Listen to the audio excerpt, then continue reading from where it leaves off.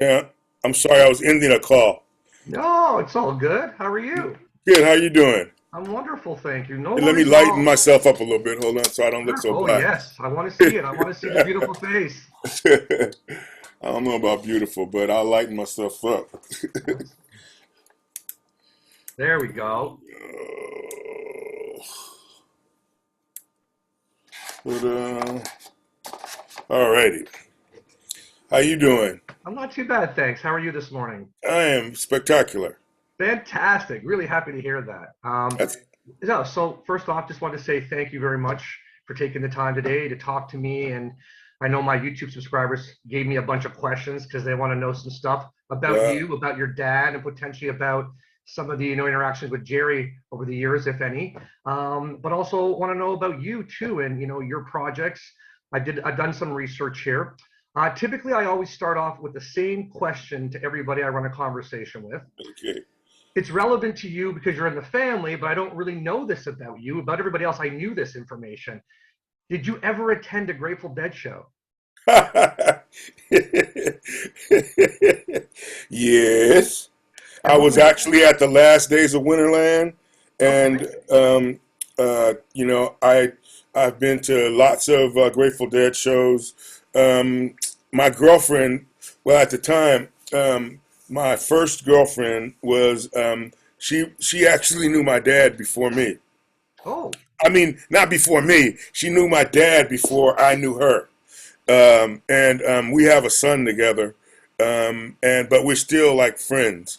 right. We have a 45-year-old son. So when I met her, that was when my dad had started playing with Jerry, and we would go to the concerts, and she was a deadhead, and so and then my dad had started playing with Jerry, and so then my first Grateful Dead concert was with her Oh, at the wow. Greek Theater, and then of course with my dad playing with him, I went to a lot of shows. Stanford. I was at the Winterland, the last 3 days of the when they closed Winterland. I was there. I went to Monterey when they made Touch of Grey Oh, amazing. because I was really enthralled with Jerry's recovery, and I really liked that after because I saw that whole recovery process with my dad when he used to go to my dad's house every day and learn back how to play. And so I've always been going to shows, like when I can and when I'm not working. And I would say a lot of my friends are deadheads, and I'm a black deadhead, so I don't have many friends. Oh, that's funny. But I actually know the words to some songs, and Oh, wow. Okay. and um, and I respect the group as a whole. I've gotten to play with all of them at one, except for Phil, of course. I played with all of them at one time or another. I was really close to Brent Midland. I didn't meet Pigpen, but I knew Keith and Donna. My dad produced one of their records, and I was like the gopher during that. I was like really young, 13 or something like that, and I was the gopher for those sessions. And I really love the way Donna sings. And she sang on all those Memphis records way back in the day, so it was really cool. Keith was really cool. I played with Vince Welnick, but I hung with Brent Midland when we did the Twilight Zone every day for 2.5 years. Oh, So every wow. day, 5 days a week, I was with him, Oh, and so I really have, I was really sad when he passed away, and I was sad when Vince passed away too, because I was in a band with Vince right then, ah, and it was like, man, it just took my heart. It just showed me, normalcy, and I would have never thought that he was down because he was so up all the time. You know what I mean? But I yeah. guess it was a facade hiding his inner feelings. So, in answer to have you I've ever been to a Grateful Dead show, that I have the personal relationships that I had a personal relationship with Jerry and Bobby. You know, um, you know that goes beyond anything. Of You know course. what I mean? They never like even like because as you know, my dad's relationship even after they stopped playing as Merle and Jerry, Legion of Mary and Reconstruction, their relationship went on. You know Yes. what I mean? And so there was never a time like sometimes I would show up at the Warfield when JGB would play, and they go like, "What are you doing here?" Jerry go like, "This is different. What are you here for?" You know what I mean? I said, I came to hang out with Melvin, see Melvin Of course. today, and but I've never been as far as me as a music person in 1965. And in answer, have I ever been to a Grateful Dead concert? Yes. Yeah. But so in 1965, we lived on the corner of Page and Ashbury with Okay. my grandparents, and so that neighborhood I saw change from a Catholic neighborhood, where it's mostly Catholic, upper Yeah. class Catholic people, and the reason why the hippies came there was to destroy that what Oh, was natural to these people that were kind of snooty, and we were one of two black families that lived there, three black families. There was one family lived on Masonic, and then the Satterfields lived across the street on Ashbury, and then we lived on Page. And so I saw all of that music happen there, and I was just an R&B kid, right? I grew up yeah. listening to R&B music before that stuff in the park. But then I start seeing, 10 years old, girls with see-through shirts. So it's like throw away the Playboy magazines. I just go up on Haight Street, and we were like so bad. We would like follow girls up and down the street looking at their breasts. You know what I mean? I was 10 years old. And it's like they're like going like, they must have went like, like they would go in a store, we'd wait for them to come back out and then follow them up and down the street. It must have been hilarious to them. Oh, yeah, for But sure. then so I saw all the music in the park. And what was really funny is I grew up and then I played and knew most of those people. And then, and I guess in 1968, 69, my dad met Jerry, and then Jerry started coming to the house, and they started, being at the house. And then, I started learning about that whole, getting a really inside look at all of that culture. And, my life is easier because I learned a lot of things from the Grateful Dead, from the ones that I had hands-on connect. Even Phil, when he opened up Terrapin Station, I just stood in line, right? I Yeah. didn't want, I didn't want to ask no favors. I just wanted to go see the place, and I didn't want to say, "Hey, my name's Tony Saunders, and I'm Merle's son, and can you please let me in?" So Phil is just coming up and down the line, shaking hands. So he came up the line and he shook my hand. He said, "Wait, Tony, what are you doing here?" And I said, I'm just chilling. I just want to come see the place, the new place. He said, "Okay." And then he went back inside, and then he sent his sons out to get me. And his sons came out and they said, "Where's Tony?" And all these girls who had egged me the whole time, they wouldn't give me the time of day. They go, "I'm with Tony." I said, "Yeah, yeah, right, yeah." You didn't give me the time of day when I was just trying to be friendly because I am naturally friendly. For sure. It has been the best thing for me as far as a global picture on life. As a black man, you know, I've been around the Hell's Angels. You know what I mean? I've been around the Black Panthers. You know what I mean? Yeah. I've been to rock concerts. I've been to R&B concerts, jazz concerts. But I've gotten a total picture look of everything. You Oh, know yeah. what I Sounds mean? like And it. Sounds so, like it. so I thank my dad for being a liaison to all this different music. You know Yeah. what I mean? Definitely And a conduit the for only thing I sure. had to do was step up to the plate and learn my instrument, which I did. Which I did. And so to answer your question, yes, I've been Yeah. to a ton of Grateful Dead concerts, It's and interesting. and I love the music. I love the different interpretations, and the theme that I like the most is that I got to see close up. I saw Jerry play night after night. Yes. And I know that they never rehearsed. They rehearsed maybe once or twice, right? But I saw his determination to make the music right and to get the most out of the music that he could. I saw him make mistakes. I saw him shine. Well, You know we're what gonna I mean? we're gonna touch on that in a few minutes about the Okay, album. okay, all Absolutely. right. But anyway, that's my overall. Yes, I have been to Grateful Dead concerts. Well, Part of great. my life. Well, that's awesome because you actually touched on a couple other questions I'll get to that we can maybe dive a Cool. bit deeper on. But that was a great little beginning. However, I want to go back and first talk a bit. I mean, you did touch on it a little bit, but I want to hear more about you in terms of I know your first musical lessons were with Herbie Hancock, and that Tom Fogerty gave you your first bass. I also read that you won 2 Emmys, the first being at the age of 14 as a collaboration with your dad. So what was that like? Like, tell me about the early days for Tony. I mean, I know you mentioned a little bit about where you lived and walking down the street and seeing the people and being one of the only families in the neighborhood and whatnot.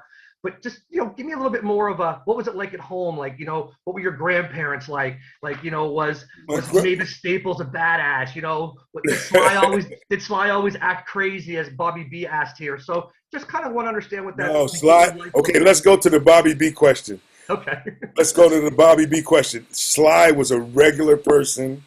He was a DJ on KSOL radio, and he came to my dad's house to ask my dad for advice, because my dad's like the older guy. Yeah. And my dad was already established.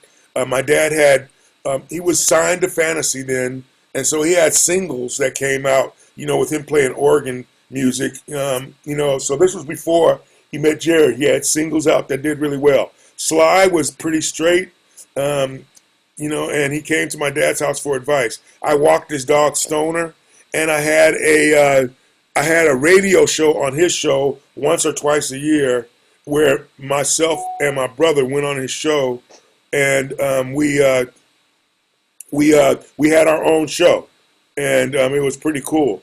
And so it was pretty normal for us to be around people, around a lot of these celebrity type people, because they always came to my house.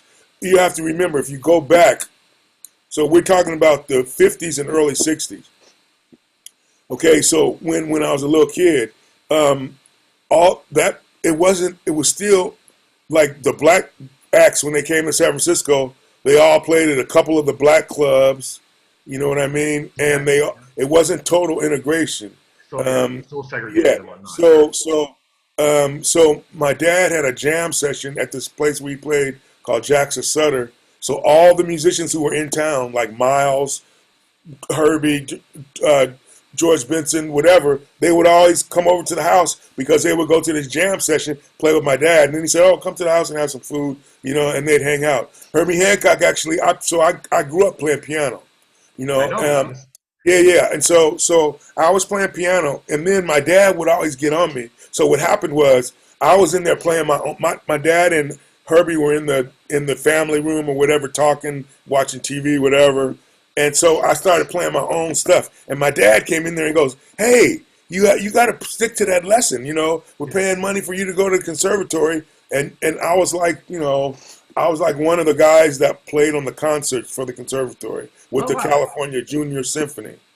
And so Herbie goes, "Hey, Merle, you got to let him explore. You got to let him do his thing." So we made an agreement that day, that I had to do the lesson for an hour and a half, and then I could do whatever I wanted. And then Herbie goes, "Well, what are you playing?" And I was showing him these chords I playing with. He showed me some different voicings and stuff like that, and it's stuff that I still use today. Oh, amazing. And it was really, really super cool. And so I thank Herbie for telling my dad and giving him the insights to let up on me a little bit. You know what I mean? And being around, I always was around my dad. We'd go to the studio because my mom worked, and then so we'd go to the studio. We'd go to Fantasy Studios with him every day, and we watched our friends. We grew to know everybody at the studio because we were there every day, and tearing shit up. Hey, I remember when they didn't at the studio. It was before they had a clock. They had light bulbs to do 30 seconds, 60 seconds, 45 seconds, 1 minute. You know what I mean? And so we used to watch the Gollywogs rehearse, because that was a cool thing to do. And Saul Zaentz, who we all later know won those Academy Awards and stuff for Amadeus and One Flew Over the Cuckoo's Nest. But when we first went there to hang out, Saul was the secretary, and the Weiss brothers ran Fantasy. And so the Gollywogs turned into Creedence Clearwater Revival. And so I grew up with those. I grew up with Tom's kids, and we knew John Tom since the beginning. and we knew the other one, Stu and Doug too. But my dad was always with Tom, so I hung out with his kids, and I'm still friends with his kids. Amazing.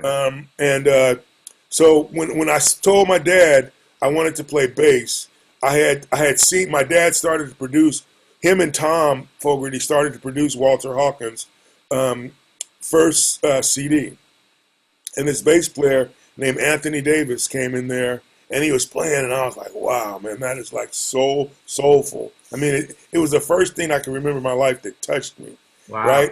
And Amazing. then 2 weeks later, my dad hired me to sing. I mean, he probably didn't hire me then. He probably just told me that I had to come sing on this project for him because I know he didn't pay me. Child Uh, labor, child labor. child endangered. What do they? I needed to have child protective services. Yeah. But anyway, so then my dad, Miles Davis, had come in to play with my dad on the jam session, and his bass player played on the session, Lee Miles. So after I saw Lee Miles play, I really wanted to play the bass. So my dad goes, he said a few expletives Yeah. and said, we've been putting all our money into you playing piano. So then I should have called Child Protective Services because every day when I came to the studio, they locked me in the vocal booth and made me spend a couple of hours on that bass. So he went to Sears, he bought me a Sears bass, and it was like I was getting good.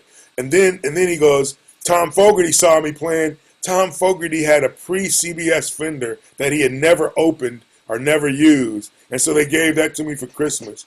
Oh, And so then I had a Fender bass, and I listened to John Kahn, and I could do everything John Kahn could do because I was so into him. And then he told me these other bass players to listen to, James Jamerson, Larry Graham, and then and Jack Cassidy was always super nice to me too because he let my bands rehearse in the airplane house when they were out of town, when the equipment was out in the garage. amazing. So when they were touring, we got to play their stuff. So so I grew up as a normal kid. I went to Oh, football games with my dad. You know what I mean? My dad besides the celebrity yeah, stuff, of course, of but I course. didn't know what was going on. I mean, I remember Dionne Warwick came to my house because her husband, uh, uh, William Elliott, played drums with my dad. I was wondering how this guy had a Rolls Royce and was playing at the juke joint down the street. It just didn't put two and two together. I was like going, so Dionne Warwick was. I came in my living room from school, and I go, that's Dionne Warwick. Couldn't believe it.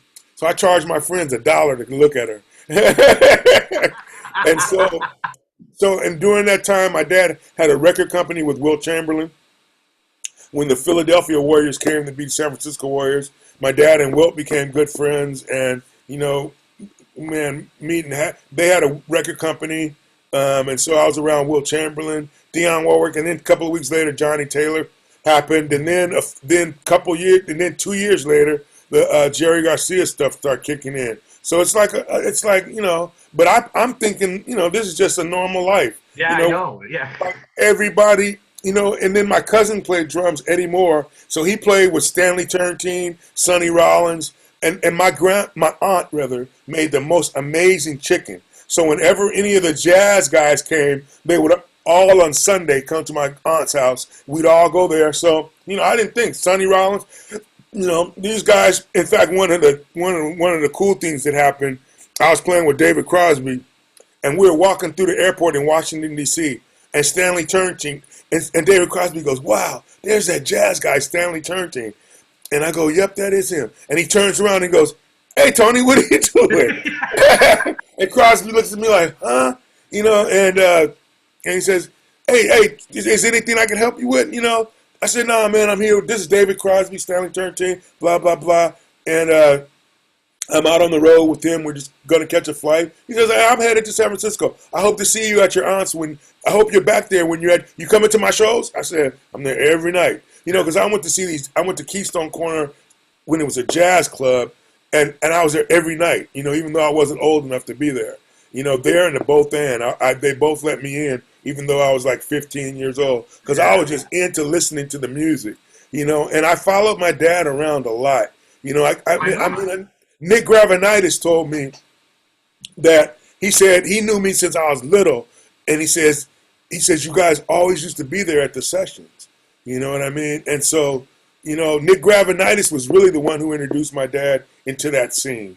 Oh, Him and very Paul cool. Butterfield came here from Chicago, and and he said in Chicago they were like the only white cats in all the black clubs. And so when they came to San Francisco was actually the first place where integration happened Mm. in the clubs. So back in the Cotton Club in New York, black musicians could work there, but you couldn't go there.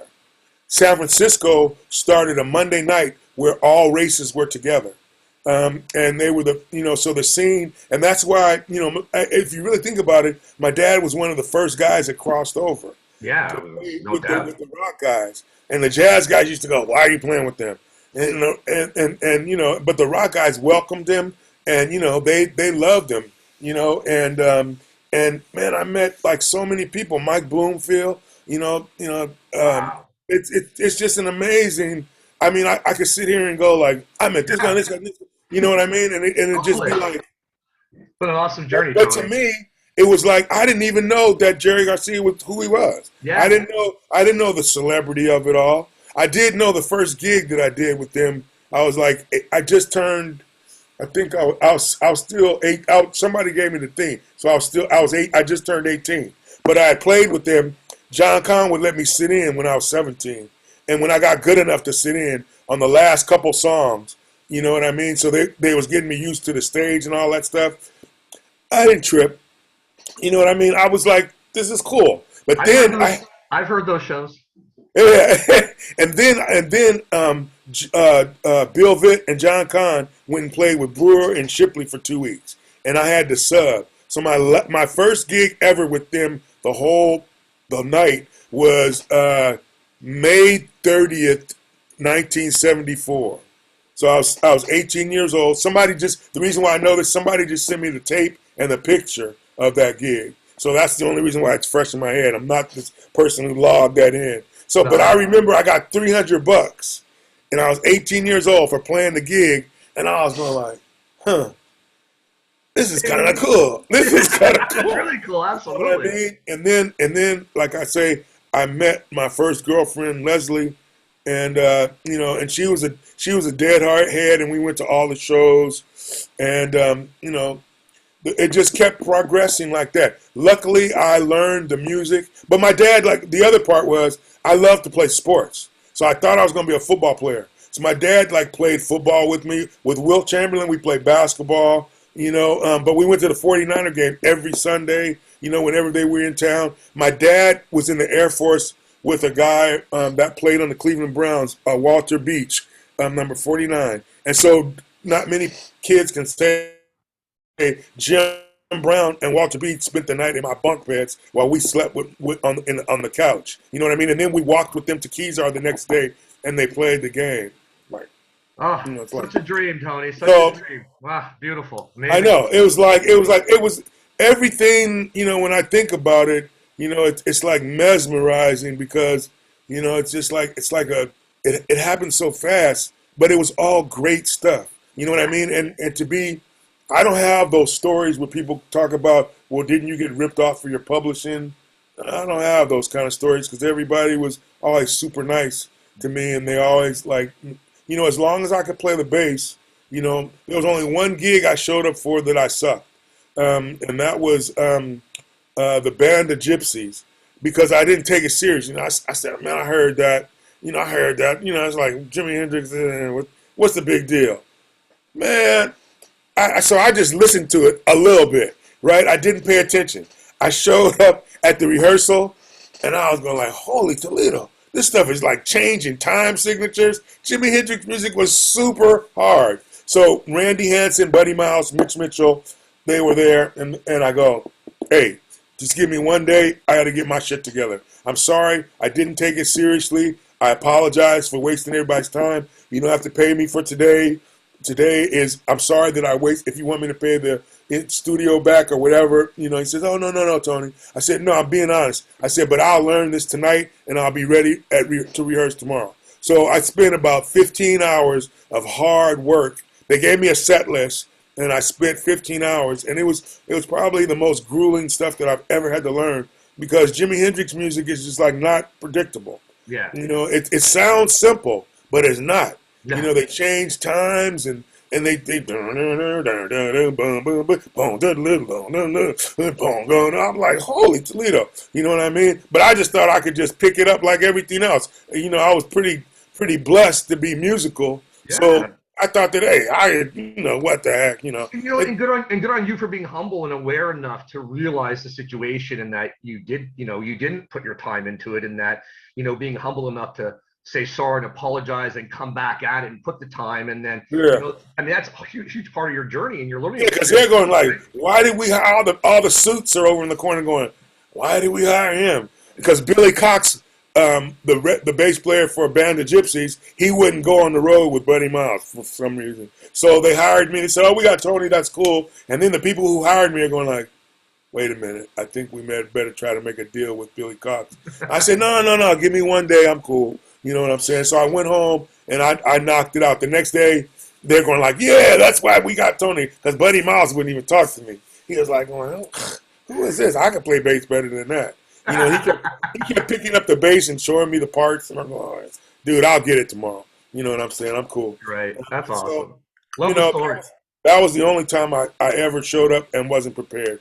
Everything else, I did my due diligence. Plus, that taught me don't ever underestimate music because, what you think is simple is not simple. You know No, what no I mean? doubt, no doubt. I mean, And, and you kind of touched on this a little bit before, but Chris Lang asked the question: how much of Tony's learn experience, musically, performance-wise, playing alongside Jerry, with Merle and the Merle's band, and whatnot, even but with Ant Monk, how did that change your perspective on music in any way? I mean, you did touch on a little bit that, earlier in the call, but like, if so, how much did it affect your playing as a musician then and potentially thereafter, playing with Merle and Jerry at the time? well, it taught me to be prepared.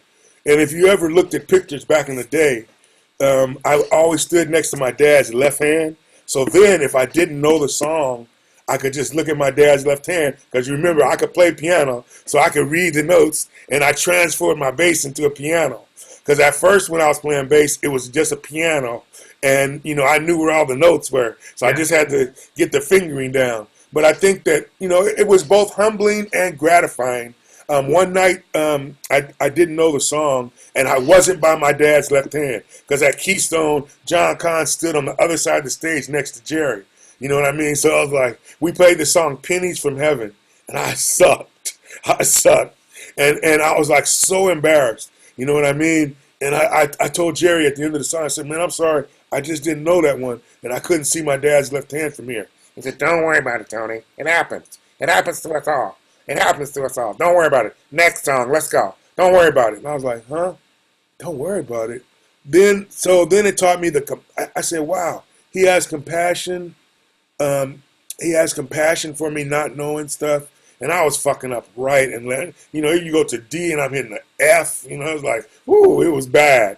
And so he said, "No, don't worry about it, Tony. It's cool." So I'm going like, okay. He said it's cool. And then I saw how every night Jerry and my dad would reach for it. Yeah. You know what I mean? They take the music and expand on it. And then turn it around, Jerry came to an Ant Monk gig and we played a Stanley Clarke song, and he was going like, he was going, oh, that don't work. You know what I mean? And then he came around and shook everybody's hand. Said that's the first song that I couldn't just do my thing. And he's like, we got to play that again because I got, and then we played it again the next day or next night, and he had it because I know he listened to it. Yeah. Because Stanley Clarke stuff wasn't that simple. But what they taught me was compassion, listening, and then if you have something to add to something, make sure it's really something you want to add. You know what I mean? Because at first I could just imitate John Kahn. I didn't know why he did stuff, but I could sound just like him, and I had it down. Excuse me. Yeah. I had it down, and I knew exactly what to do, what he did. You know what I mean? I listened to old tapes of that period. I sound just like Khan. It was incredible. And so I knew the boundaries. So playing with my dad and Jerry, I was able to expand my musical knowledge in every way, from learning scales, what scales work, what scales don't, from putting songs together to having a jam session, and to hang on the jam. You know what I mean? Because they weren't playing like 5 minute songs; they're playing Yeah. 20-minute Yeah. songs. So Especially back then. Sure. you had to do your thing and really be killing. You know what I mean? You had to be killing because those guys were stretching out, man, and they had a thing about them. Yeah, And you gotta really listen to everyone, what's going on, as well as you had to listen to what was create your going own thing at on. the same time, and a lot going on, right? So, Right, there's a wow. lot going on, and they were, they were experimenting and taking music to another level, and I'm glad that I got to experience that. As they say, it turned into the jam band experience. But Yeah. what I don't like is what I don't like when I see people like they'll copy, like they'll say, "Oh, this Jerry played this on 6/2." And then I noticed, like, 6/2 75, he played this solo. And I'm going like, dude, that's a mistake. He did that. He corrected himself a couple nights later. Listen to this tape of the same song, and he'll go, oh, you're right, Tony. I said, yeah, what you learned is the wrong thing. That was when he played it. He didn't know it yet. And you learned it like it's gospel. That's what I appreciated about them. They just all took it to their head, from their head to the fingers, and it was like one motion, Yeah. and that helped me. First of all, helped me in the organization of bands, Mhm. because I saw how they would get tight units, and they would always get the best people. I learned that too right off the bat, because if they had a revolving door after Bill Vitt left. They had a revolving door of drummers, but they were all great. You know what I mean? And then Reconstruction had Gaylord Birch, who was great. Legion of Mary had Ron Tutt, great. You know what I mean?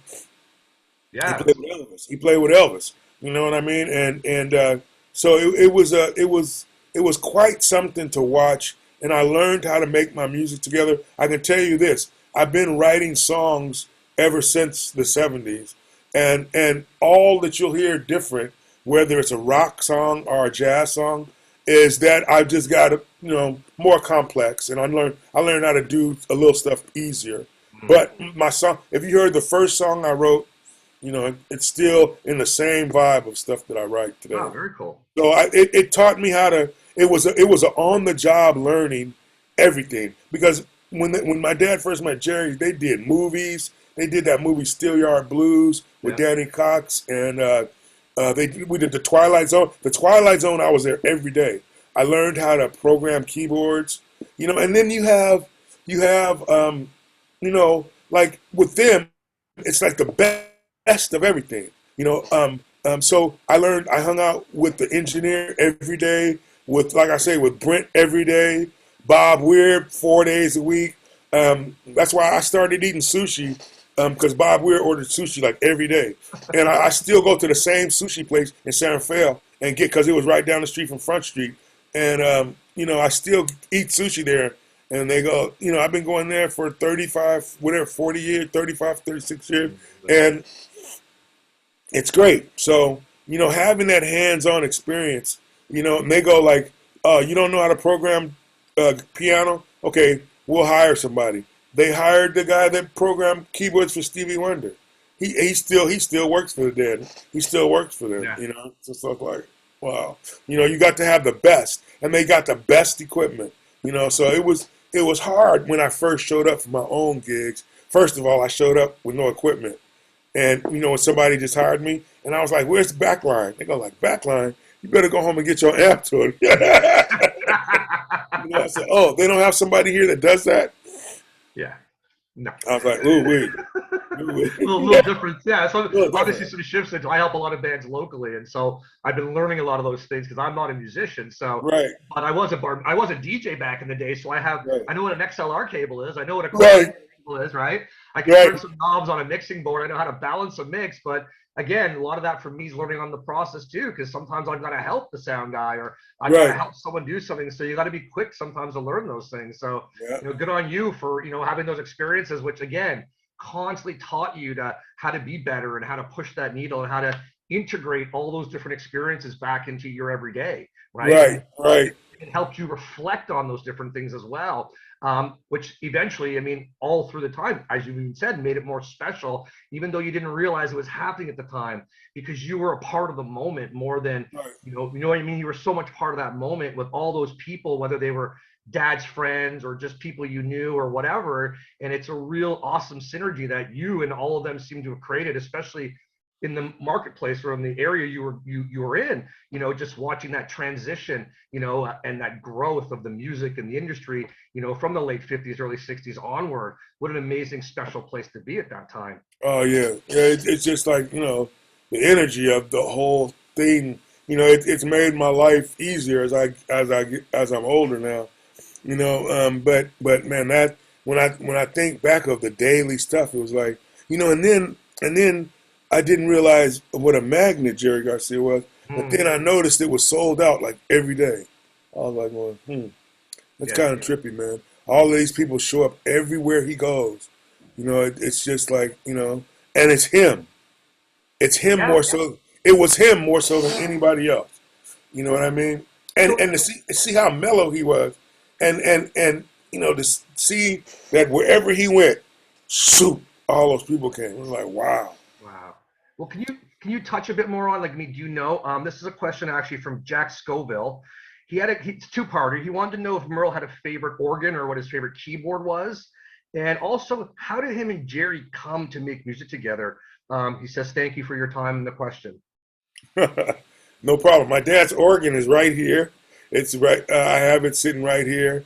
And my mom said that my dad was actually a better piano player than an organ player. And when he came back from the Air Force, he wanted to play organ. He wanted to be like Jimmy Smith. Jimmy Smith was his friend, and so my dad was a great. My dad was a great jazz guy. You know what I mean? Yeah, well, Um, obviously. I mean, yeah, which was why Jerry kept going back to him, over and over and over again. Because my dad could play. He was a player. He could play jazz. He was ridiculously good on keyboards. They met at the Matrix. Bill Vitt, no, John Kahn and my dad were doing a session. I think for Danny Cox for Steelyard Blues, and then and Gravenitis was on those sessions too. And then uh, Bill Vitt told me, because he gave me a copy of the first time my dad ever came and played oh, there at the cool. Matrix, and so he said when my dad came, it became serious. It was like that's why it was first called Merle Saunders and Jerry Garcia, because they were like in awe of my dad coming, the jazz guy coming there and playing with the rock guys. And my dad probably first showed up in a suit, which is like hella funny. And you know, but then I remember lying on pillows watching those jam sessions, and then those jam sessions turned in at the. It was at the first time he played with Jerry was at the Matrix, and in San Francisco, which is on Fillmore Street. And then from there, they started playing together whenever Jerry could. They started playing at that same jazz club that I used to go to, Keystone Corner. It turned into a rock club when Freddie Herrera bought it, and then they started playing there, packing that out. Then they started playing Keystone Berkeley, and then they started playing all over the world. And it was pretty amazing. They had a good run. You know what I mean? Oh, you did they ever? And it didn't interfere with Grateful Dead stuff at all. But there was always a little tension because when they started playing the same places that the Grateful Dead played, it was like, huh, and they would go, it was like it was pretty. You could just feel the vibe with that. Wait a minute, Merle and Jerry are playing the same place that Jerry's playing with us. So there was always a little thing. You know what I mean? It was never said or talked about, but I saw it. I'm not oblivious to what was really going on. And but it was cool. You know what I mean? It was my dad enjoyed it, he had a great time, and him and Jerry had a special relationship that only the two of them could describe. Well, and I thank you. So I wanted to ask you about that because Vinyl, his name's Artie, he asked a question. So after sort of like the estrangement between Jerry and Merle, what prompted the reunion for a Reconstruction project? And subsequently, what was Merle's reaction to playing with Jerry again after, subsequent time had passed? Well, it wasn't an estrangement. I wouldn't say that's a good word. Okay, I would say, if we want to be real, since they're both up in heaven now, I can tell you the truth. So there was the powers that said the Grateful Dead is the Grateful Dead, right? And they just want Jerry to do that, right? And so it was never really talked about that they weren't playing, right? You know what I mean? So it was never really talked about. I think the only awkward time was, I think that one time at Keystone Berkeley, they were supposed to play with my dad, but Steve Parrish didn't come to pick up the organ. And then we found out that the guy from the Stones, the guy who drank a lot, Nicky Hopkins. Nicky Hopkins was playing with Jerry. Hey, I got to answer this to my wife. Yeah, okay? Sure. I'm sorry. No problem. Hey, hon. Hey, hon. Hi.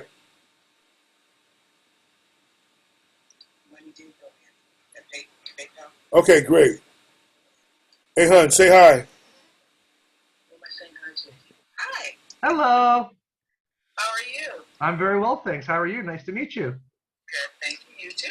Thank you for letting me have Tony's time today for an hour or so to ask him some wonderful questions about himself, his life, his dad, and everything else. Oh, well, thank you. Everybody's working hard today. Yeah. So, yeah, so anyway, I'll call you when I finish this Zoom call. All right. Okay, I love you. Yeah, hey, you could just leave that money there because I'm going to give you some money so you can write a check to the record company for these records. All right. Okay. All right. Bye.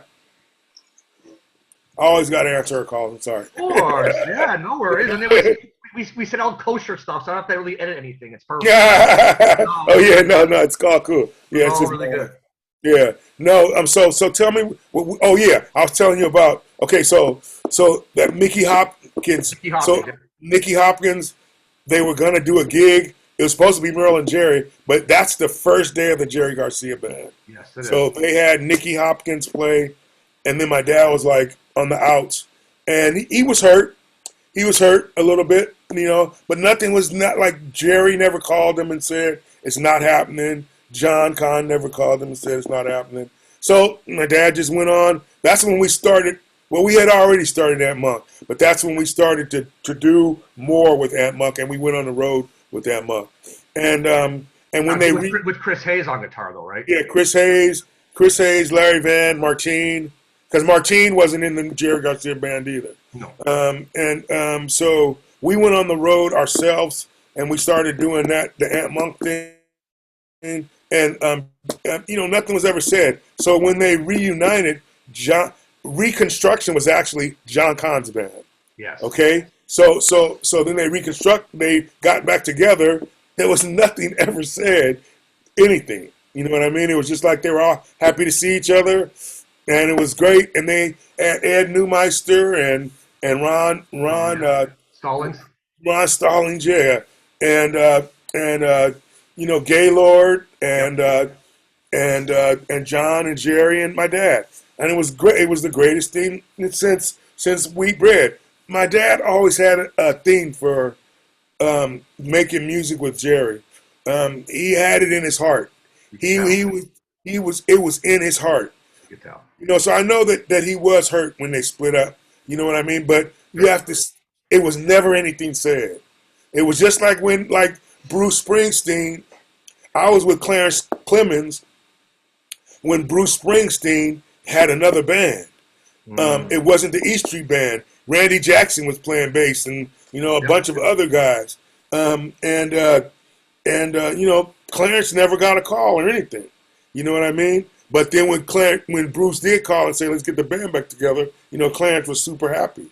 Yeah. You know what I mean? So I think that this is the unsaid thing that happens in music, that that happens. So as far as there was never estrangement between my dad and Jerry ever.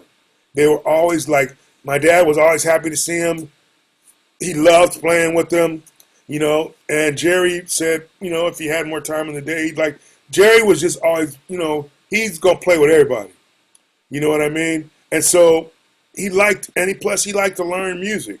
So everything that he did, I mean, I liked some of the stuff he did with Grisman a lot. I wish that Grisman and my dad and Jerry would have played together more. I think then that would have been something. I would have liked to see that, because Grisman, I played with Grisman a few times, and he could play anything on that fiddle. Yeah. You know what I mean? He's just amazing. And so there was never, to answer his question, there was never estrangement, because when it happened again, my dad was just happy, and none of them ever talked about the being apart. Just like a transition. It just sort of happened, and then it transitioned. Just sort of happened, and transitioned out. Yeah. Transitioned out, transitioned back. But the Grateful Dead, as a whole, it was because Jerry liked to play with so many different people. You know what I mean? Yeah. That probably troubled them a little bit.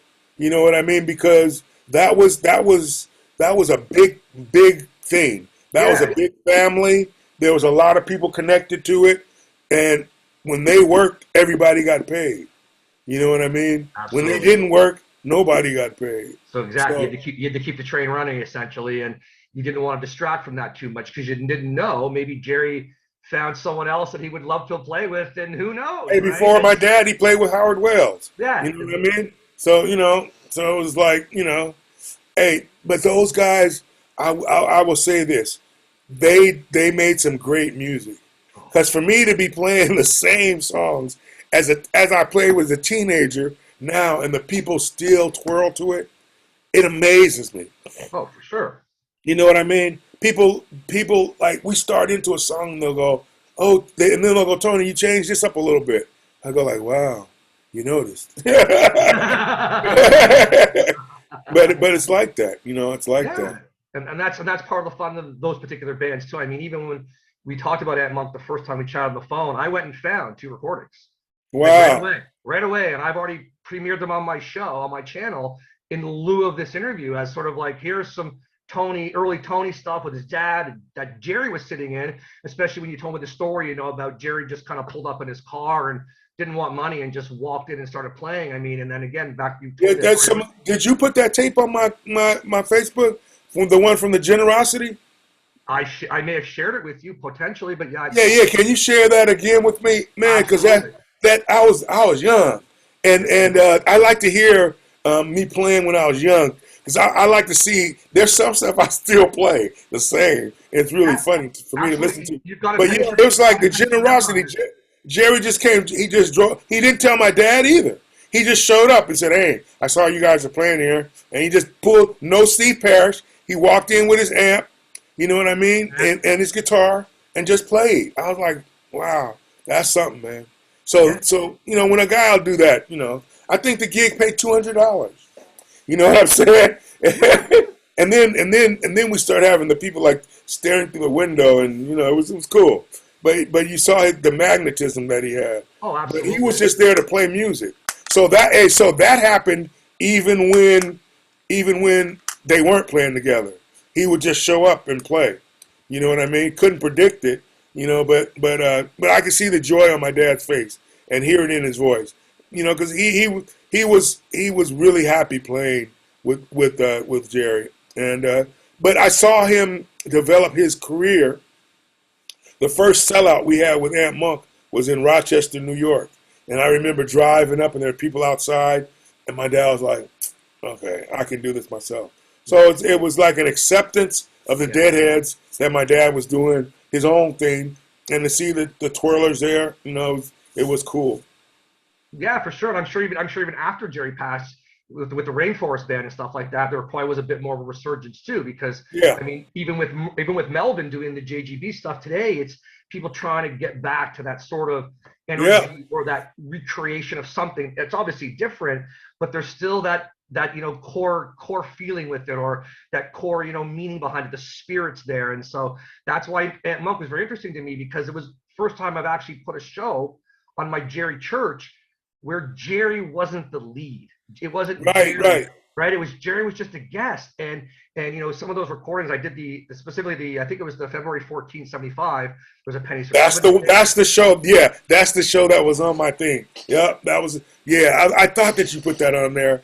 Yeah, because it said Jerry Church, and it said I remember it was Valentine's Day 75. You got it. So 19. I was not yet. Please send it over to me again. I will definitely. Hey, and I was 19 years old, man.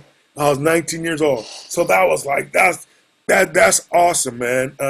But you, because you brought that up on our first call, and that's who I am. I'm someone like you brought those words, and I literally hung up the phone with you, and I dove into my vault, and I tried to find recordings, and I found those 2 Aunt Monk recordings, and I actually initially released the Pennies from Heaven first as a solo track, just to get people excited about it. And then I did the 2 shows throughout the rest of that week, because I was trying to create, this whole vibe around it. Like, people didn't know. I mean, most people don't know. And, after all these years, to be able to find something new like that and rare, and that was really meaningful to me. And thank you, because you're the one who brought that back to life. Oh, wow. So, well, that's pretty awesome. Even in these later years. It's just like, bring it back. Oh, it touches me. It touches me a lot to listen to my dad play and to listen to Jerry play. You know what I mean? Because now I wish they could see me play now. You know what I mean? I know spiritually they feel me and stuff like that. And, I got lots of pictures to remind me of their greatness around me. And but now it's like, because now I can play okay. And I would have liked. I remember I was playing with Bob Weir. We were playing this at the Great American Music Hall, and Bob Weir virtually stopped playing. He says, "Damn, Tony, you could play now." And he didn't. I'm giving you the G-rated version because this is a family show. But he just stopped playing. He looked at me and said, "Damn, Tony, you could play, huh?" I was like, "I guess, it's cool." And Melvin was taking pictures of me playing. I was like going, "Well, you guys are weird." Come on, I'm the same Tony. I'm just like Tony. And you know what? You got to that point where you actually became on their level, right? And maybe to that point you were Merle's son, Tony, and then all of a sudden they heard this, and you actually became them, and they were like just so enamored with it. Hence why Melvin's taking pictures and whatnot, because they really had that now respect. Not that they didn't before, but it hit a new level, a new peak in essence. Right. And that was them more or less welcoming and just being so enamored with you at the moment, and maybe you taking in your own shoes and finally. Back, you know what I mean? And it was awesome. And those are like big shoes to fill, my dad. Big shoes, and my biggest thing that my dad ever said to me, because I'm a kid, right? And I'm let me see, 34. So he was 21 years older than me. I kept telling him, I said, "Dad, let me produce you." He's like, "You're right."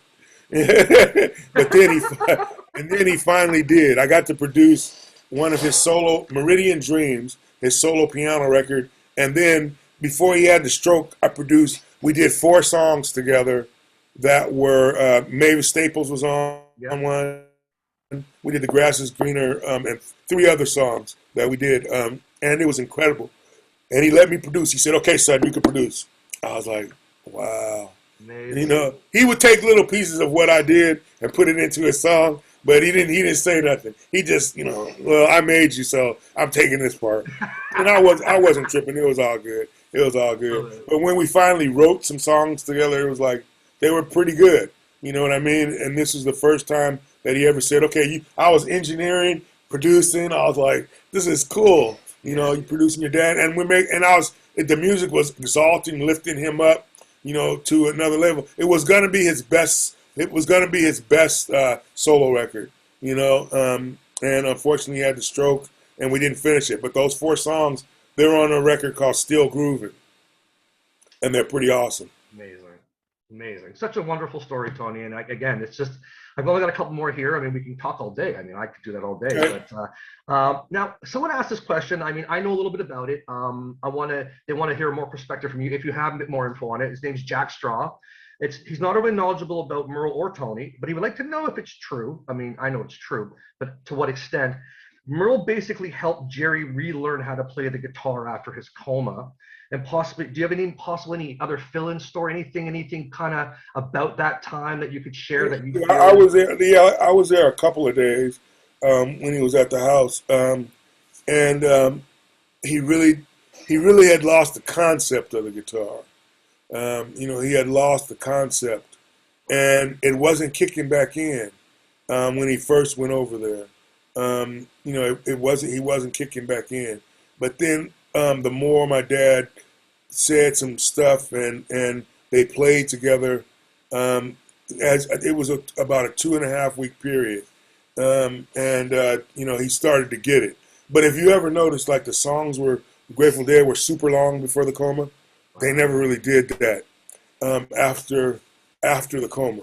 The songs were concise, and they didn't really do that. And I don't know whether his memory got affected because we never talked about it.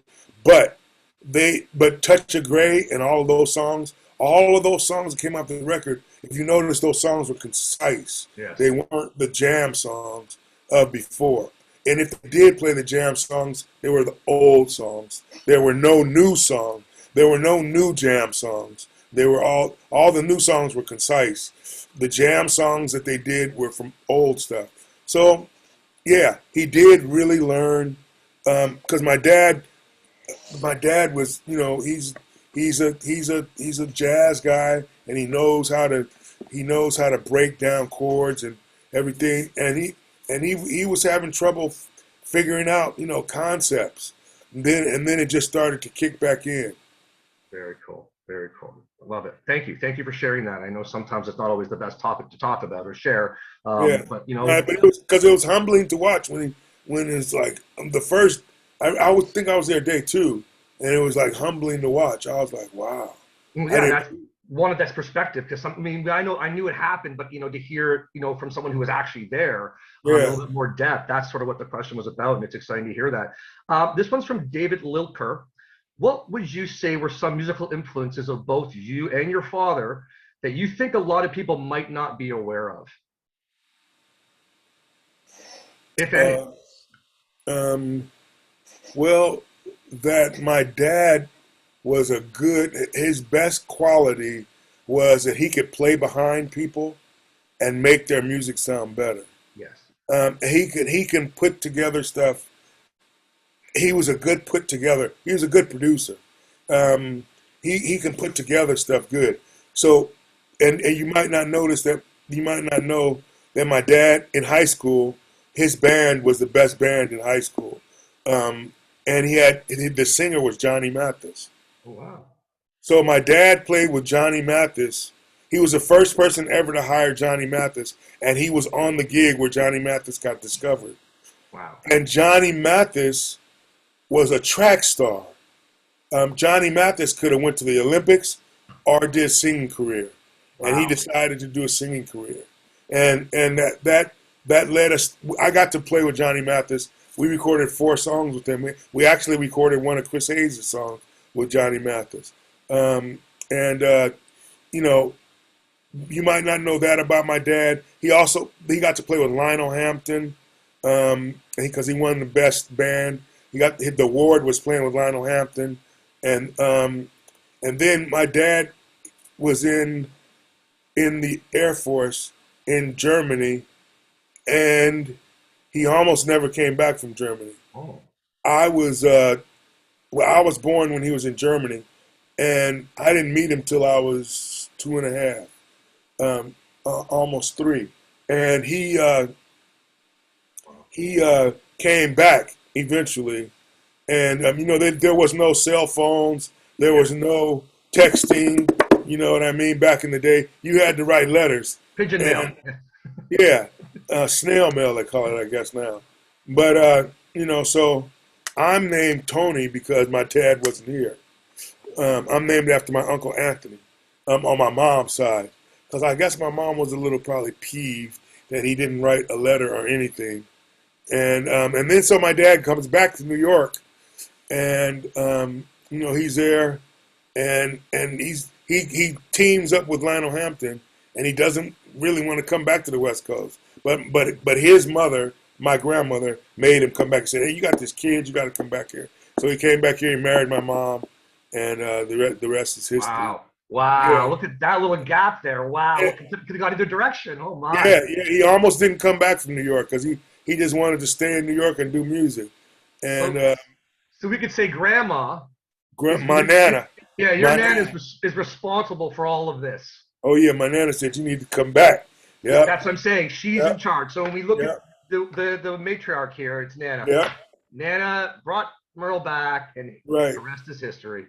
Right, and one thing that I'll say about my dad is that you might not know. My dad, no matter when I first played, I know I wasn't as good as I am now. You know what I mean? It just process of I sucked. I mean, I was okay, but I wasn't like I am now. But my dad never made me feel that I sucked. You know what I mean? He always, no matter if I only could do, excuse me, if I only could do like these 4 notes and make it be the best thing that I could do, and it was only 4 notes. He always made it so that he built up everything so that people would know those 4 notes. I was like great. He always made me feel like I was the greatest thing in the world. So I mean, as a kid, that's all you could ask from your parent. You know what I mean? Absolutely. And my dad was he only had 3 kids, but he was a father to like a bunch of people. He was a helper. You know what I mean? And he loved to be around people. And I mean, he was going on the road before he had the stroke. He was going on the road like 160 days a year. Wow. I couldn't do that. No. I did it for a little while, but I couldn't. I was like, Dad, I got to stay home. I can't do that. So and plus I had to probably play with some other people and grow. So yes, that was the one thing that my dad does really well, and he was a great arranger. He was a great arranger. Yeah, absolutely. Yeah. And I mean, even bringing the right people together and being, like you said before, playing behind everybody and making it sound better. I mean, that's some of the things I've noticed with some of the Merle and Jerry recordings themselves, or even Legion of Mary. You can just hear that. You can definitely hear Merle's presence even when he's not the main guy jamming at that moment or soloing. Right. Thank you, because you've made me realize that even more now by saying that again. Right, but he was the one. He was the one that Jerry respected for the chords. You know what I mean? Jerry respected for the chords, and and then and John Kahn was a good follower. Yeah. John Kahn was a good follower. He wasn't a lead type guy, but he was a great follower, which is why he stayed with Jerry for so long, because he could play like lots of different music, and he's a good follower. He knew not to do too much. You know what I mean? Yeah, let it breathe. Let it breathe. Absolutely. Let it breathe. Absolutely. And like he never really soloed that much, and he could have, but he just chose to be a follower, And it's pretty cool. Absolutely. And we actually have on our channel, because obviously it focuses around Jerry Garcia Band, we have what are called Kahnisms. So we every time there's a word that has a C-O-N, we replace it. So this is our conversation today. We've kind of taken that little John Kahn and given him his sort of own little world within that sort of scene, because why not? It's been fun, right? And I got 2 really, like, one small question, one bigger question that hopefully you have some answers to. And then my co-producer, who's my wife, Dana, she has made me got me a few questions when I originally was supposed to speak with Donna, and then I ended up speaking with Dennis McNally. She put together a couple of questions for me, sort of like speed questions, really fun stuff. I'll save that for the end, but we're almost there. So this one's from my sound guy. So our sound guy, we're with a fish tribute band up here in Toronto called the Lizards, and Corey's our sound guy. And Corey wanted to know, what is your preferred pizza topping? Pineapple and ham. That's hella funny. Pineapples and ham. We gotta have some fun in the conversation. That's hilarious. That's hilarious. And then this is kind of the bigger question before I get to my little quick ones. Like I think you'll like those too. This is from Debbie Passion. What would you like to be what would you, Tony, like to be remembered for in your life? And what would you like your dad to be remembered for? Specifics like innovations, level of fan base diversity, the joy you both brought to everyone's lives, any examples you may have set for other musicians, leadership roles. What do you, Tony, want to be remembered for? And what do you hope your dad is remembered for in the end? Well, I know my dad is remembered for his generosity and his giving and his kind spirit. He and you go back a generation. My grandfather was the mayor of Pacific Avenue, and he was just the kindest guy. Popsy, a lot of people know him, and he was the kindest guy. So we only knew kindness, whether being on everyday life or regular playing on the music stand. My dad is remembered as a great musician and a giving musician. You know what I mean? And just he's a kind soul, and he'll help everybody. You know what I mean? So I just want to remember that I would help everybody. I want to be remembered. I was giving, and I helped a lot of people, and I just I survived myself in that even though I saw could go down this road, could go down this road. I chose a road that was based on family. In my family, I have 6 kids. With my wife, we have a blended family. We have 6 kids, 15 grandkids. Wow. One is on the way right now, and then we have 2 great grandchildren. Congratulations. And so I wanted a sense of family and music and making it work. Because that's what my dad showed me, to make it work, and it's just a fun thing to make this whole thing work. Because no matter what, when we were on the road, me and my dad had like so many just like funny moments. And I could tell you this, my dad could look across at me on stage and go, okay, do this. And he wouldn't have to say anything, but I would know what to do. You know what I mean? You can't, how can you say that? But people go like, well, but what chord would he say? He says, I don't know. But he wanted to go someplace. And then there were a lot of things where he added it into the music where that we just did naturally. But he just like goes, he said, he would know it was good. He'd go. So, and so his kindness, his smile, I like having, people always say that I smile good and that I'm a good hugger. That's because I'm genuine. You know what I mean? This is what you see is what you get. I'm just a hippie. I'm just a hippie. I play smooth jazz music. They don't know nothing about this stuff.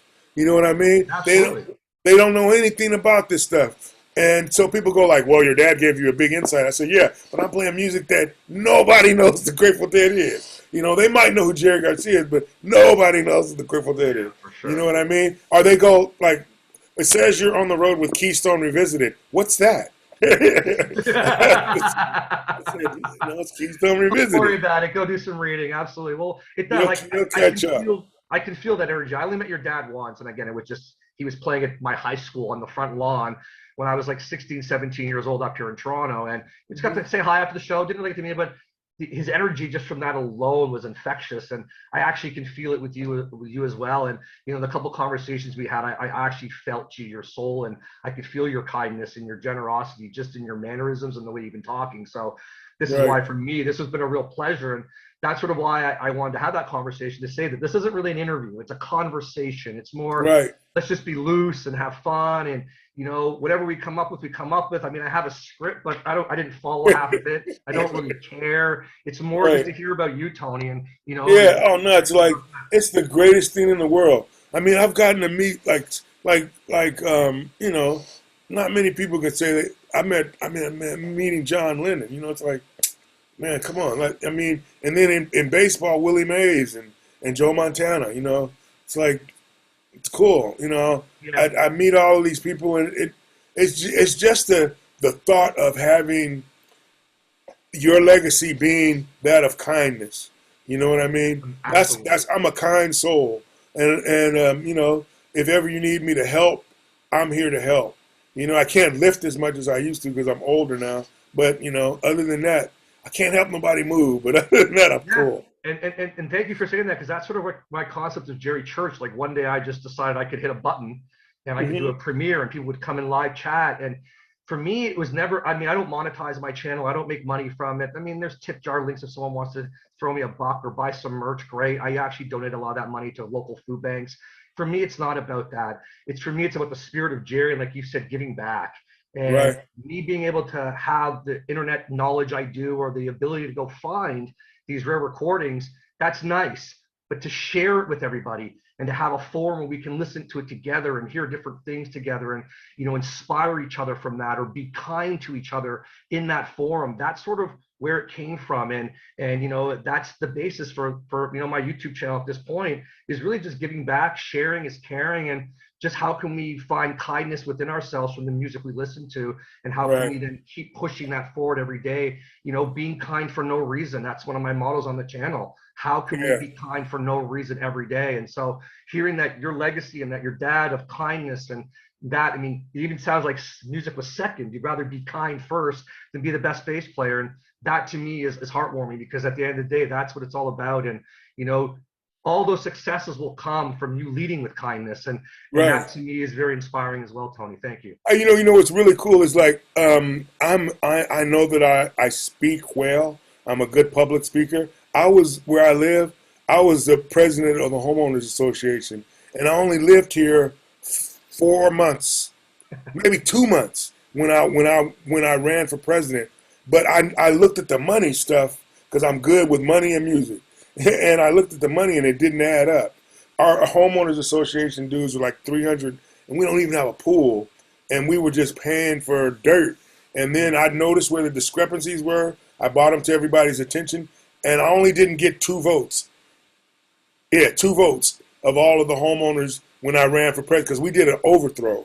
We ousted the old board and we were put in a new board. Yeah, well, you did too. You want to save your money and your interest and your time. Yeah. Now the homeowners dues are like $85. So, and I got them reduced to $75. And when I stopped being the president was about 2007. And so, you know, but it's only gone up $10 since then. So, awesome. That's pretty cool. Yeah, it's actually very, very cool. Now, any current projects, any current music? I mean, I know you've got your studio 1281 that you do a lot of your production and all your stuff out of. Any current projects you want to share with the audience? Are you doing any tours soon that people would be aware of? Well, we actually, because of a COVID theme, I was going to go back east and play with Zach Nugent next month in October, but we're going to postpone that because widespread panic and everybody's canceling their tours. Yeah. So we're going to do that in February or April. Instead of October. And out of my studio, there's a project, Danny Ray, which is really good. It's on the charts. The Noteworthy Band, and then my CD, All About Love. It just came out. It's doing really good. I'm getting ready to finish up a Keystone song called It's a Love Thing. And so I guess I'll take that time that we have with Keystone to finishing up a new project. And we've got. I'm going to do a project that has a bunch of Imagines on it. Here they are, right here. Somebody sent me all these tapes yesterday. Sweet. On Grateful Dead stationery, and it says these are imagined from a bunch of shows of Merle and Jerry: 11/19/72, 11/20/72, 11/9/24/71, 2/6/72. The rest is great too. This is going to be awesome. So we're going to do a project where I'm going to do Imagine and get a bunch of different versions of Imagine and put them on one CD. And then I'm going to play. I have a version of my dad and Jerry playing Imagine, and they didn't play the melody. So I'm going to play the melody with them on that version. And then there's a version on the internet with me and Jack Cassidy. We're going to put that on there. So a bunch of Imagines, you know, so. Wow. I'm going to do that. And then I'm doing also in the can is a big band Grateful Dead record. Wow, awesome. I'm going to do some big band Grateful Dead music. And so it's going to be, that's what's in the Tony Saunders future for right now. That's awesome. Well, hey, if you need anyone to help you, or not help you, I can't help you in those ways, but in terms of promotion, or you want to chat again about those when the time comes, I'm happy to, do another chat at the time. We can share some links with people, direct people to the music. They can purchase it, or even just, say hello, whatever it is. Happy to do that when the time comes if you're interested in Cool. that. I can also circle back with Dennis, because Dennis and I work a bit McNally on a couple things too, and maybe he could Cool. also help in some way as well. Cool. All right, so I've got one last my wife's, my co-producer's little. I think you're gonna like this because you like my other question. Okay, so this originated from James Lipton, inside the actor studio. Right, right. So this is what he used to end his set. He didn't start this, but he used it as part of his section. So starts off like this. Tony, what is your favorite word? Love. What is your least favorite word? Hate. What turns you on creatively, spiritually, or emotionally? Just a good feeling. A good feeling in my soul. That's great. What turns you off? Hate. The negativity and people not being able to voice an opinion and being prejudged just by the color of your skin. I think that being a black person, it's like I used to wonder why I'm black and I'm not white, Yeah. So I just think being prejudged because I'm a big black guy, but then when people get to know me, they go, he's such a teddy bear. Yeah. So I think prejudgment kind of bugs me. Okay, fair enough. Absolutely. I completely agree with you on them. What is your favorite curse word? Fuck, man. Fuck. I have to say that one. That's fair. No, and you said it nicely that no one really know what you said, but we know what you said. What sound or noise do you love? Sound of a baby, baby just want, and just those first words, that's kind of pretty cool. What sound or noise do you hate? Construction. It's construction, and when you're in New York City and you're in a hotel and you bang, bang, like those union guys started 8 o'clock on the knot. They don't. Oh my God! It's like You're the same answer as Dennis McNally. He was actually at construction in front of his house when we were doing the interview, and with the conversation, and so I was like, "This in front of my house," and it was like 2 years of this. I hate it. It's the same thing, and he's also in San Francisco area too. So right. All right. What profession other than your own would you have liked to attempt? I wish I was a football player. Okay. What profession would you not like to do? I guess, sewer workers. Kind of scary because I've seen some rats in New York and they were like pretty big. I'd be scared that they were like the size of cats. I was like, oh, so I wouldn't want to be a sewer guy underneath the ground. Fair enough. Now, in whatever concept we want to imagine this, let's just take the traditional version of if heaven exists, what would you like to hear God say to you when you arrive at the pearly gates? Job well done, son. Awesome. And the only thing I wanted to just quickly comment on, what does your tagline, romancing the bass, mean to you? It means, okay, so the whole thing is I romance the bass like I romance life. And I put the same energy into playing those notes that I do into life, like going and hanging. I have a granddaughter here right now who are helping she stays here because it's closer to her college. She plays on the college basketball team. And I said, come stay here because she was driving from her house where her mom lives. It's an hour and a half to the school. So I stay here during the week, and it's only a half hour to your school. And my grandkids are here every weekend. And that's like hella fun. To be around a couple 4-year-olds and 9-year-olds and a 15-year-old and 12-year-old. They play that stuff all night. You don't know. My grandkids have individual TVs at the end of each of their beds to play those stupid games. You know what I mean? So their room is like, you don't know many parents who give you your own TV so that you can do your thing, play games. Well, not So all parents are as kind as Tony Saunders and have the love that he has. And I can definitely hear it all. And it sounds like your life is full, not just from, people being in it, but from love and the experiences and the journey you've been on. And on well, it's that just note, like nobody's. I mean, just to share a short story, please. I was on I'm in the movie Peggy Sue Got Married. I Yep. don't know if I told. Did I tell you this? No, my wife found it out beforehand and she was telling me all about it. She wanted to know what Nicolas Cage was like. And I was like, all right, we'll try that question after. But yeah, you go ahead. Hey, tell her that who was the lady that was the star of that? Was Um, no, not Kathleen Turner. yeah, Kathleen Kathy. Turner. Yeah. So the first day I get on the set, I go in there. I'm like stoked. I'm just. We had our own trailer, so we were in the group, the formations that played behind Nicolas Cage. All Yeah. right. So the first day, I'm in the trailer with getting my makeup done with Kathleen Turner. And she goes, "Oh, you on the set today?" And I'm like, "Yeah, I'm told my name is Tony Saunders." So we started talking. She knew that I didn't know who she was, right? So she says, we got at the end of the day, let's play some liar's dice. And she goes, I said, you want to play liar's dice with me? And she says, oh yeah, I'll drink you under the table. And I go, okay, you got a deal. So I had no idea who she was until I got on the set, and then I go like, holy Toledo, that's Kathleen Turner. Can't believe it. So Kathleen was a super nice person the whole day. Nicolas Cage, however, was another story. Okay, so we met Nicholas on the set very briefly, and I said, well, we're here, we're all together. Do you want to go over the stuff right now?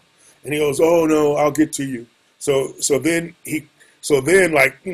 have nothing to do. So we went out and partied, and we were like, yeah, I don't have to be in a place till 8 in the morning. We're getting paid for a week of being on this set, and it's going to only take us a couple of days. It's like, yeah. So Nicholas's guy called me. I said, everybody was in the room partying. I said, shh, this is Nicholas. I know this is him.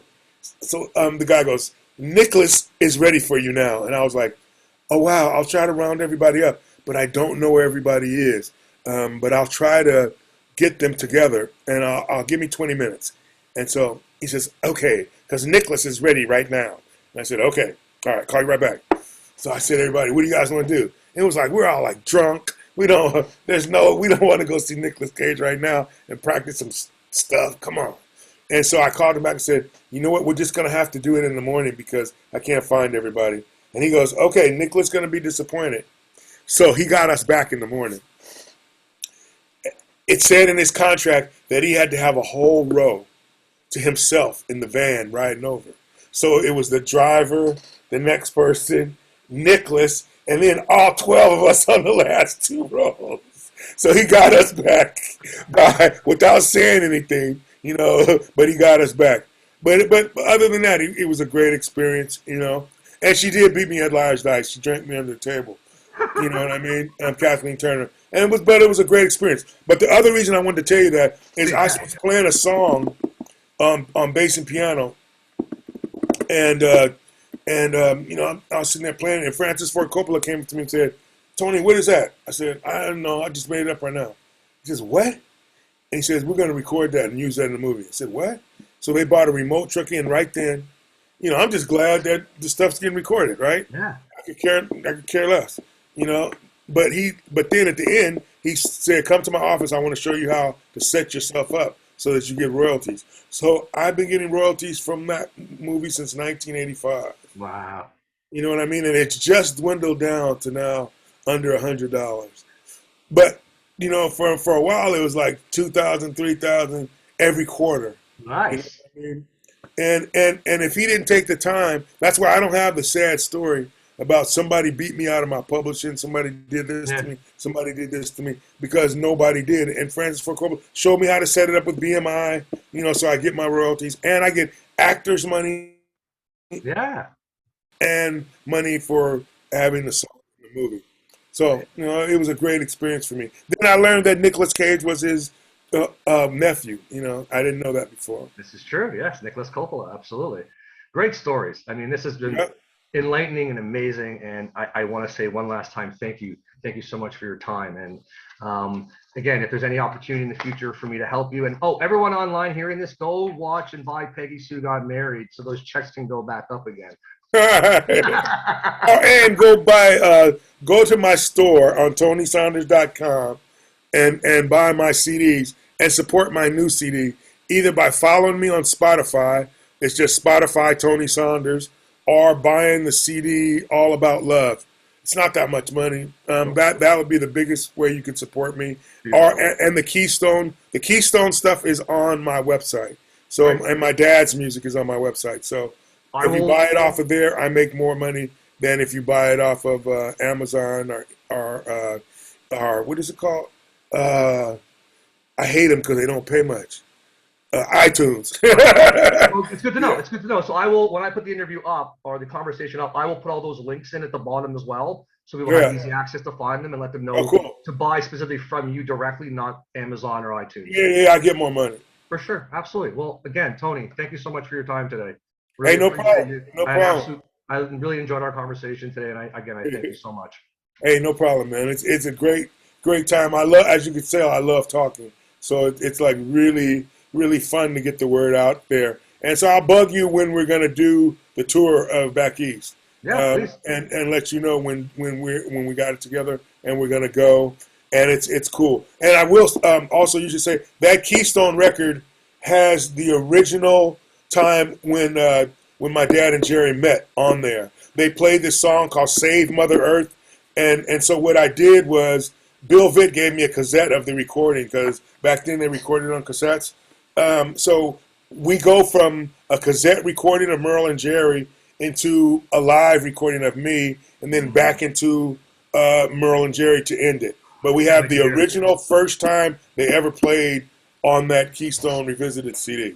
Can't wait to hear it. I honestly can't wait to hear it. I almost want to ask you for all your CDs in advance so I can listen to it, but I'm not doing that. And I just so enamored by what music you probably have access to and recordings that none of us have ever heard and whatnot. And it's just something that I can keep excited for. Maybe one day down the road I can get one of those someday. Yay, that sounds fun. Hey, and plus you put up any of the Monk stuff that you find. Put it up on my Facebook page. I will definitely send you. I'd love to hear that stuff, man. Yeah, what I'll do is I'll even send you the raw files too, so you don't have to hear it. Great. On YouTube, I'll drop you like a shared folder, and I can drop those files to you directly. Yeah, that'll be good. That'll be good. You put it in Dropbox. That'll be cool. And what I'm also going to go do a little bit of research onto, and I'm sure you've already taken care of it.